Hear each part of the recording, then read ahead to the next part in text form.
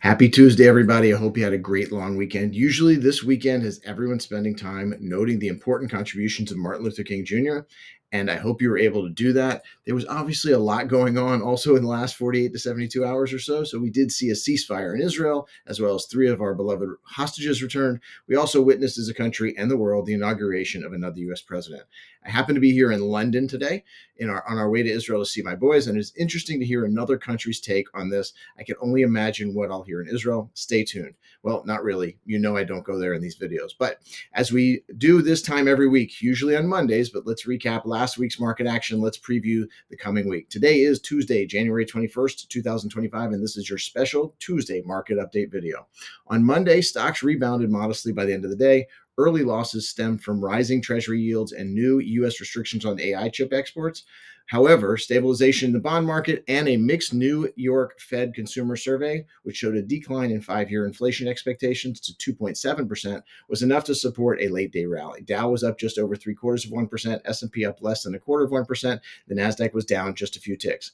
The market posted modest gains by the end of the day on Tuesday. Positive sentiment followed reports of a gradual implementation versus a possible bull in a China shop, pun intended, U.S. tariff policy and a cooler than expected producer price index.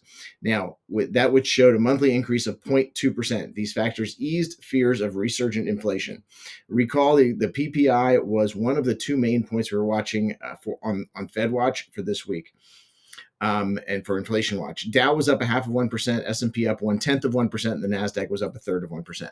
Wednesday saw equities surge as core CPI data unexpectedly declined to 3.2% from 3.3%. While those of you paying attention, you know it was not the 2% that we need, nor was it no inflation, but it was less bad than everyone thought. And markets were looking for good, not quite the rainbows and unicorns that we ended last year with, but still some rose-colored glasses.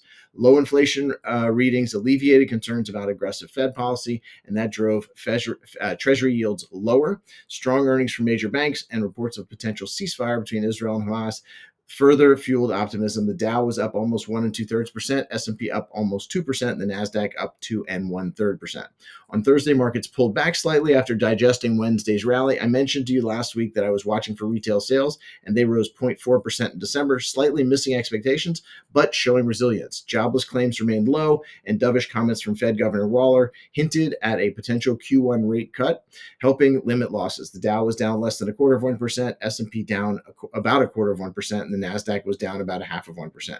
Markets resumed their climb higher on Friday, opening up strong in the morning. Inflation news, job news, Fed speak, and earnings, too much to keep the market down. A bit of a surprise going into the long inauguration weekend, but I am a bit ahead of myself. Going into the end of the week, every S&P 500 sector was positive, and even the pending TikTok ban and all the upcoming news that we knew about, and some that we didn't, markets ended strong. Friday, the Dow was up 0.75%, S&P up 1%, and the Nasdaq was up 1.5%. For the week, the Dow was up a strong 3.75%, S&P up almost 3%, and the Nasdaq up 2.5%. Just a quick recap of the big events on the eco front. December CPI showed core CPI easing to 3.2%, while the headline CPI held steady at 2.9%. These numbers did reassure markets about cooling inflation. Jobless claims remained low at 217,000, reinforcing a robust labor market. December retail sales grew by 0.4%, slightly below expectation, but the control group rose 0.7%, reflecting healthy discretionary spending. All right, now let's look into this week. A short week, but an important one. Markets were closed yesterday, as I mentioned, for the Martin Luther King Jr. Day holiday, that federal holiday, and Donald Trump was also inaugurated as the U.S. president. Earnings reports are scheduled from Netflix, American Express, United Airlines, and Verizon, just to name a few. And data on consumer sentiment, initial jobless claims, and existing home sales, those releases are also on tap. After a busy Monday, today we are going to get no eco data, and again, no eco data again tomorrow. The Fed should be on blackout by now. Upcoming Fed meeting, jobless claims and continuing jobless claims on Thursday, and then we wrap up the week with manufacturing and service PMIs and the University of Michigan sentiment and inflation expectations all on Friday. Just a note on where we are in the follow the herd planning. Last year's S&P 500 winners are having a tough start to the year, and last year's worst performers, they're doing well. So far this year, we're being led by energy up almost 10% and materials up about 5%.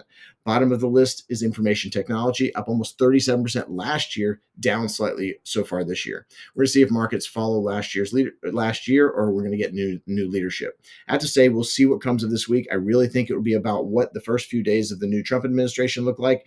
The news is I'm already seeing it. It's already starting to come out about tariffs and the likes of that. So we do know that there are some big things in the works. So we'll just have to see how much is actually going to happen and when.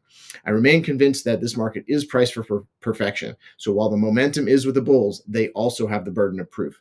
Where do we go now? I think that will be about the same three items, just nuanced a bit. First, politics, enough said. Second, geopolitics, enough said about that too. And finally, valuations. I still feel this is the biggest risk out there. We must keep growth up to keep these valuations at these levels. Markets demonstrated resilience last week, rallying on lower inflation expectations and robust earnings. While midweek optimism prevailed, Thursday's modest pullback did underscore the importance of vigilance in managing risk. As always, we remain committed to navigating these dynamic markets to ensure your investments are well positioned for the future. Please keep your focus on the long-term goals and plans. I spent a lot of time reading and noticed more than ever recently that markets are moving from data point to data point and react so strongly to each of those. It almost makes me want to stop these Monday market updates, but not yet. For now, keep in touch, keep your eyes on the goals, and have a good short week. See you soon.